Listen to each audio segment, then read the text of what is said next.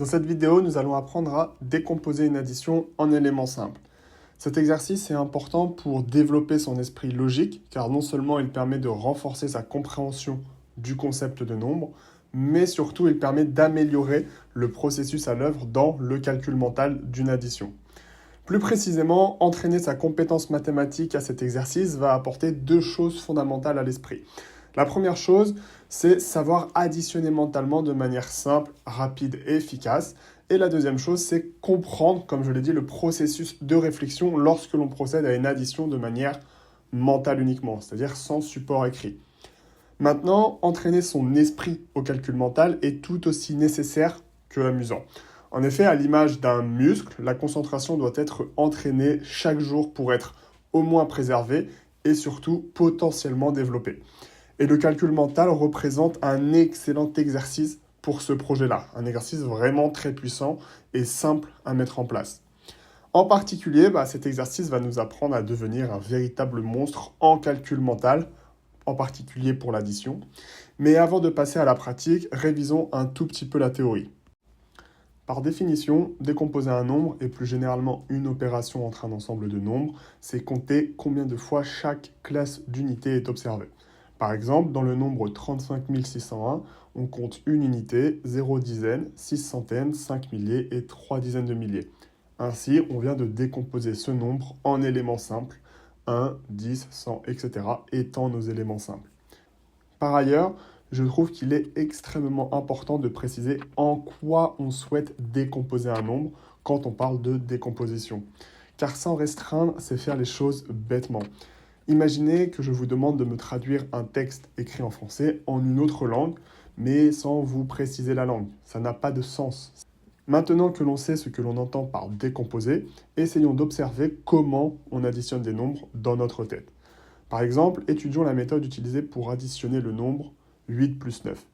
La première étape que notre cerveau va faire, c'est ramener cette opération à une opération encore plus simple, à savoir 8 plus 10 moins 1. Comprenant au moins intuitivement les règles de calcul, il sait que ces deux opérations elles sont équivalentes. Ainsi, pour sa deuxième étape, il lui suffit d'aller chercher successivement dans sa mémoire de long terme les résultats de 8 plus 10 et 18 moins 1, ce qui donne 17.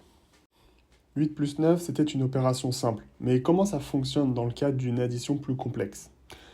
Observons donc le second cas particulier de 35 plus 87. En soi, le travail va être similaire dans la mesure où l'idée va être de dénombrer les occurrences de chaque classe d'unité, sauf que cette fois, le cerveau ne pouvant pas se ramener à une opération forcément plus simple, il ne pourra donc pas trouver la solution dans sa mémoire long terme. Il devra utiliser sa mémoire de travail et son logiciel de réflexion. C'est d'ailleurs la raison pour laquelle on observe des difficultés à mesure que les opérations gagnent en difficulté. Parce que le cerveau est programmé pour minimiser l'effort et il lui faut une bonne raison pour en faire. Bref, dans ce cas particulier, le cerveau va alors approximativement utiliser ces 4 étapes.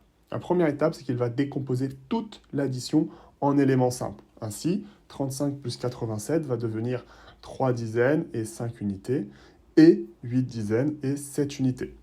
La deuxième étape va consister à compter les occurrences de chaque classe d'unité. De ce fait, 35 plus 87 va devenir 11 dizaines et 13 unités. Ensuite, la troisième étape, si nécessaire, va être de regrouper chaque dizaine dans sa propre classe d'unité. Ainsi, les 11 dizaines que l'on avait vont devenir une centaine et une dizaine. Et les 13 unités que l'on avait vont devenir une dizaine et 3 unités. Et enfin, la quatrième étape va être de traduire tout ça en un seul et même nombre. Donc une centaine, 2 dizaines et 3 unités vont devenir le nombre 123.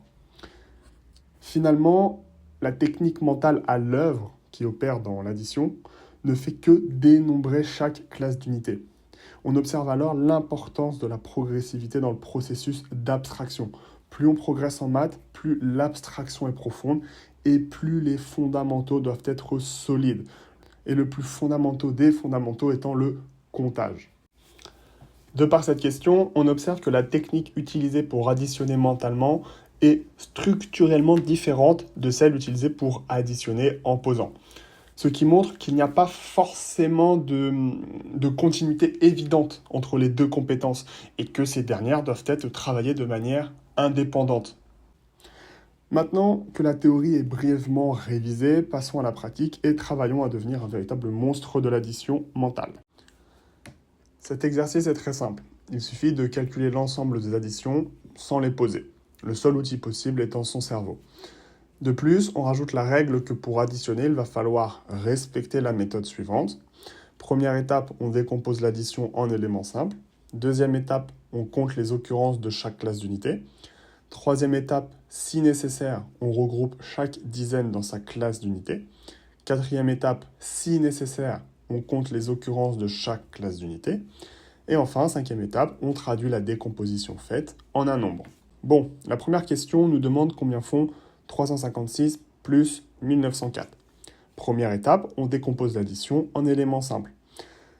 356 plus 1904 étant égal alors à 3 fois une centaine, plus 5 fois une dizaine, plus 6 fois une unité, plus 1 fois un millier, plus 9 fois une centaine, plus 0 fois une dizaine, plus 4 fois une unité. Ok, maintenant, deuxième étape, on compte les occurrences de chaque classe d'unité.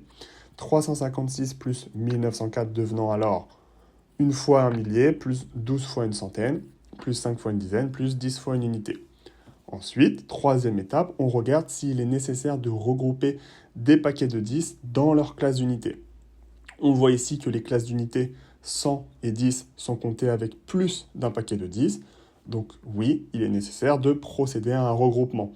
On obtient alors 1 fois un millier, plus 1 fois un millier à nouveau, plus 2 fois une centaine, plus 5 fois une dizaine, plus 1 fois une dizaine, plus 0 fois une unité.